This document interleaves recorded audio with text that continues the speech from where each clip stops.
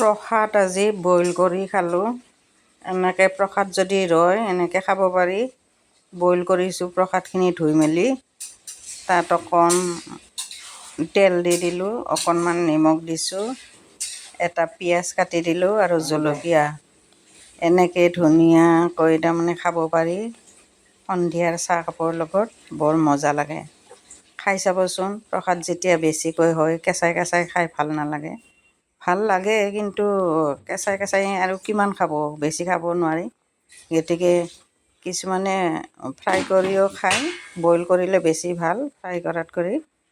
Boil কৰিছোঁ, boil কৰি এনেকৈ জলকীয়া কাটিও দিব পাৰি আৰু কামুৰি কামুৰি খাব পাৰি। এনেকৈ আমি নিজে গোটাই গোটাই এনেকৈ খাম।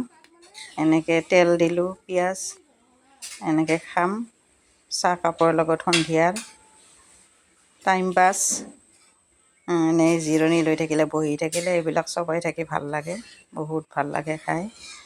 এনেকৈ খাই চাবচোন, বহুত ভাল লাগে।